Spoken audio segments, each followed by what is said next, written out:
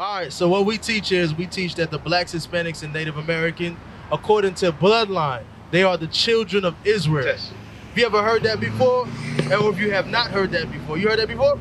Okay, all right, what do you know about that, sis? Well, I don't know. I've heard it before, but I don't know too much about it. Uh-huh. How long you been in Hawaii? All my life.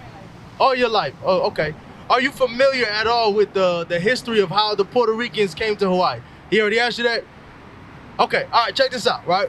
Get for me Deuteronomy chapter 28, verse 15. We're going to prove beyond a shadow of a doubt that we as the blacks, Hispanics, and Native Americans, as we're called today, because our forefathers was not called black, they was not called Puerto Rican, they was not called Hispanic. They didn't call themselves that, right? So we're going to find out why we're called that today and how it came to be, right? Read that for me real quick. Deuteronomy chapter 28, verse 15. Deuteronomy chapter 28 and verse 15.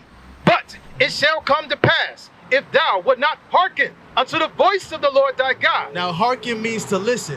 So Moses is telling his people, if you don't listen to the voice of God, right? Read on. To observe, to do all his commandments and his statutes, which I command thee this day, that all these curses shall come upon thee and overtake thee. Sis, what's your name? Nikki? I'm Ithiel. It's good to meet you. Now, Nikki, Moses is saying, if you don't listen to all these commandments, it's going to be curses that come upon you and overtake you. Nikki, is curses a good thing or a bad thing? It can be good.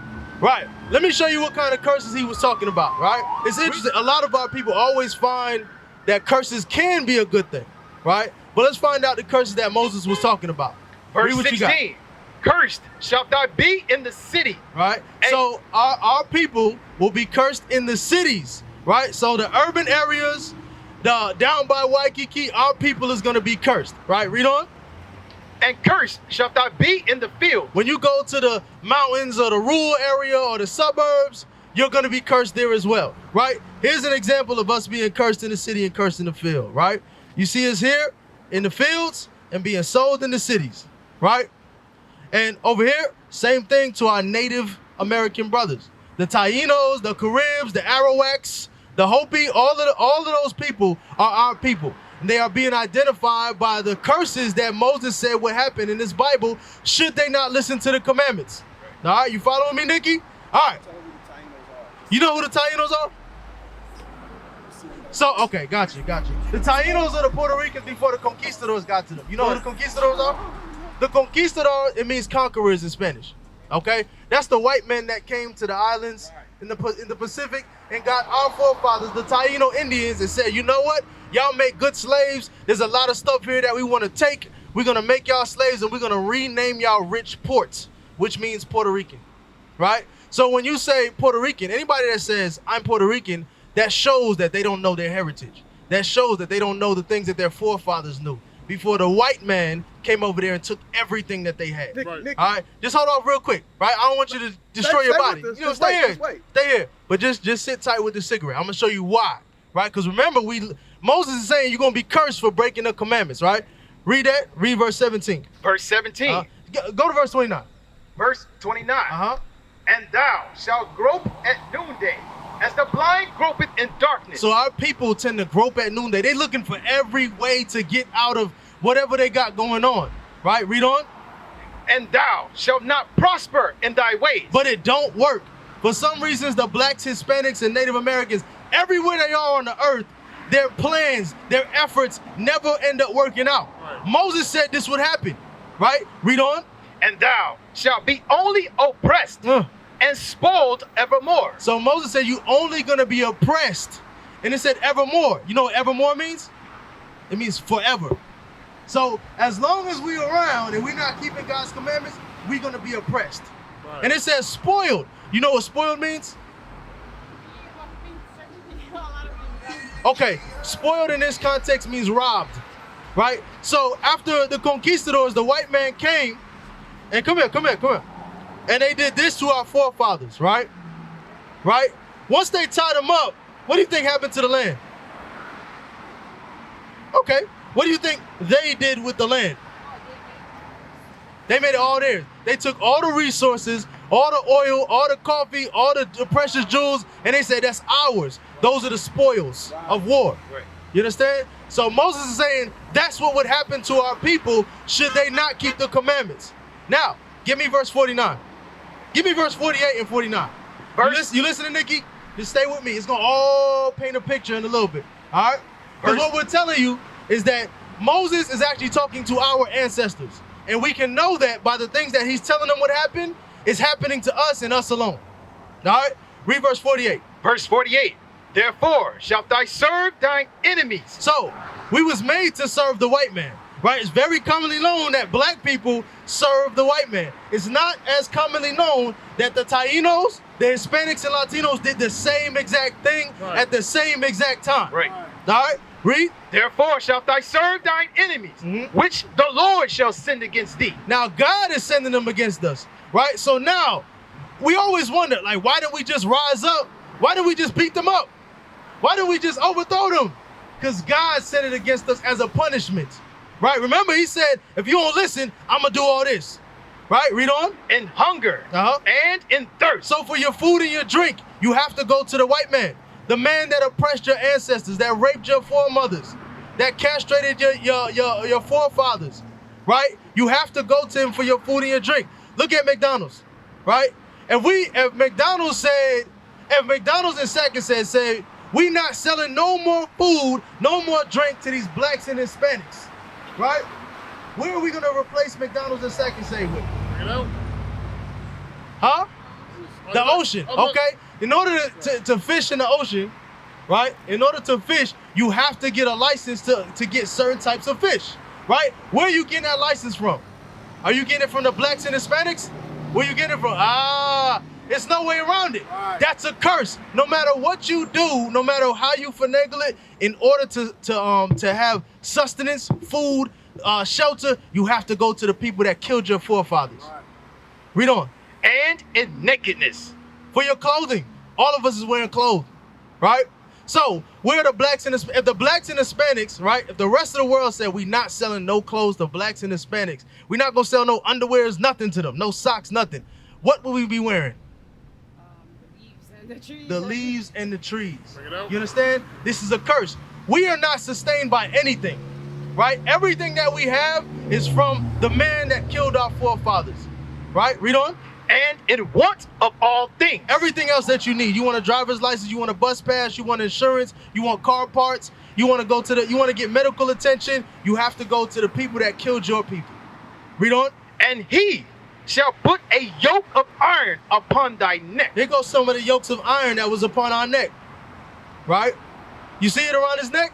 Go ahead. Until he have destroyed thee. Until you run around here saying that you're a Puerto Rican. Until you run around here saying that we black or Latino or Hispanic. Those are all names that he put on us while he had us in chains. And now we're going to start worshiping his God. We're going to start doing his holidays. We're going to start crying at the things that he cries about. We're going to start getting sad for the things he gets sad about. We're going to start taking up his causes as well. We're going to vote for his men to rule over us. Bring it out. Right? Read on. Verse 49. The Lord shall bring a nation against thee. Hold on. Wait for that car to pass because I don't want you to miss this part. Remember, we still talking about the curses, Nikki. Read on. The Lord shall bring a nation against thee from far. From far away. The white man was not over here, right? So from far away, go ahead. From the end of the earth, as swift as the eagle flyeth. Now, Nikki, what is the symbol of the white man? What does he use to represent his nation? Say that again. The group? Read it again. I'm going to show you. Just listen carefully, right? And look at this. The Lord shall bring a nation against thee from far, from the end of the earth, as swift as the eagle flyeth. Right. So America's symbol is the bald eagle. Spain's symbol is the eagle. Right. Britain's symbol is the eagle. Right. Rome, Greek, all their symbol is the eagle. The Lord is letting you know who is going to be sent over here. Right? Right? It's on your dollar bill. You see that? It's an eagle right there. Read on. A nation whose tongue thou shalt not understand. Puerto Ricans did not understand Spanish before the white man came over there and taught them Spanish. Read on. Verse 50. a nation of fierce countenance, which shall not regard the person of old, nor show favor to the young. So over here, he didn't care if you was young or old, right? He said you going in chains. You're gonna get murdered. You're gonna get re-educated. You're gonna learn his philosophies and his religion. That's why you just went like this. You understand? Those are things that we were taught in the Catholic Church. And you know how we learned that? From that. Right. You understand? Every one of those conquistadors is Christians. Right. Christians. Every one of these people selling our people on these auction blocks, separating our families, and for them to never see their parents again is Christians. Right. And they said, the way I worship my God is I do this. And today, we do this. Remember it said once those chains came off, we would be destroyed? Now we doing this. And no idea why. Right? No idea where that originates from. Is that in the Bible? Right? Read on. Verse 51. And he shall eat the fruit of thy cattle and the fruit of thy land. So all your animals that you used to have in your land, he said, that's mine now. Read on. Until thou be destroyed. Until you got nothing left. Until in the year 1900, you had nothing left in the land of Puerto Rico, so you had to come here by ship at gunpoint to Hawaii to work in the field. So the Hawaiian man, the Portuguese man, the Korean man, the Chinese man, the Japanese man could have a day off so that you work in the fields for them and they now have ease. Bring it out. You understand what's happening? Right? So now let's show that in the Bible. Give me verse 68. Remember, the Puerto Ricans came over here by ship, right? Read on. Verse 68. And the Lord shall bring thee into Egypt again. So God is going to bring the Israelites into Egypt again. Do you know what the Israelites were doing in Egypt? You know about Moses? Okay, all right, cool. Moses was an Israelite. He was a Hebrew, right? That freed his people out of Egypt. He went to Pharaoh and said, let my people go. And God performed many plagues on Egypt to free his people. Then they went through the Red Sea, right? So when the Israelites hear Egypt, they're like, oh, snap. We're going to go back to slavery, right? Get that for me real quick. Listen, this is what Egypt means according to the Bible. Read on. Exodus chapter 20 and verse 2. I am the Lord thy God, which have brought thee out of the land of Egypt, out of the house of bondage. You hear that, Nikki? What Egypt means? It means the house of bondage. That means slavery, right? So now go to verse 68. And now with that understanding, imagine the terror that they feel when they say you're going back to Egypt. Because Egypt means you're going back to slavery, right? Now this is the final curse that Moses said will happen to his people if they don't keep the commandments. Read on. Deuteronomy 28 verse 68. And the Lord shall bring thee into Egypt again with ships. I'm going to bring you into slavery with ships. All right, now you see here, our people went into slavery with ships. Do you know anybody else? Did the Chinese man go into slavery on ships? What about the Arab man? Japanese man, white man? It's just our people. That's it. It's just our people, right? The Puerto Ricans came to Hawaii on ship. Did you know that? They came here to Hawaii on ships to work in the fields. All right? Read on. Thou shalt, by the way whereof I spake unto thee, thou shalt see it no more again. And we never went back to our homeland. We think our homeland is Puerto Rico. We think our homeland is Africa. We don't know where our homeland is because our homeland is where Moses was taking them. Have you ever been to Puerto Rico? See there? Read on. And there ye shall be sold unto your enemies. Now you see right here, you see a picture of our people being sold unto our enemies. Now the Bible says enemies. Who was we sold to, Nikki? The white man. What did the Bible call him? Read it again. And there ye shall be sold unto your enemies. Unto your enemies. That's what the Bible says. Right? Read on. For bondmen and bondwomen. Slave men and slave women. That's what became of us. Read on. And no man shall buy you. And it says no man shall buy you. What that means is nobody's going to free you. You want to know how we know that's true? Because we are still here today. Right. And now, today, we have the last names of the conquistadors. We have the last name of the white man. We have the last name of the Catholic man. Right? We have the religions of the Catholic man. Right? Who is this, Nikki? Huh? You say it's Jesus? They say it's Jesus, right? What do you mean they say? What do you say? You say what? So from what you learned growing up, that is Jesus. Okay. How do you know that's Jesus? Like, how would we know that? So, right, this is what I say. Once those chains came off our neck, we would be destroyed. So we just said, a white man just said, that's Jesus. That Jesus looks like me, right? So now I want you to worship Jesus. When you do this, I want you to think of this white man in your mind, right? Whenever I get upset, you're gonna think of Jesus, right? Because it's the white man. Look at all these different pictures of Jesus. None of us know that. You know who also says that? The same person that gave you this. So when you question, is he a white man? He'll say, well, none of us know. But what does the Bible say? Does the Bible have a description of him? Was he hung on the cross? He was hung on the cross, right? So that means people saw him, right? So let's find out what the Bible says. Give me Revelation chapter 1. Sorry, first bring it out. Yo, Revelation chapter 1 and verse 1. Listen good, because we're about to reveal to you with the Bible what Jesus Christ actually looked like. All right, read on. The revelation of Jesus Christ, which God gave unto him to show unto his servants. So this is the revealing of Jesus Christ, which was given to John, who wrote the book of Revelations, right? To show. He didn't say, I'm going to describe Jesus Christ to you, and I want you to keep it in your pocket and keep it a secret. He said, I'm giving you this, to show. You understand? All right, so now let's get the description of Jesus Christ, right? Go ahead. Verse 14. His head and his hairs were white like wool. So it's saying his head and his hairs was white and like wool, right? I see you pointed over there, right? It's wool like a sheep. This guy does not have that, right? Read on. As white as snow. All white. Go ahead. And his eyes were as a flame of fire. And his eyes was like a flame of fire. You know how like when uncle, he drink a little bit too much, his eyes get red?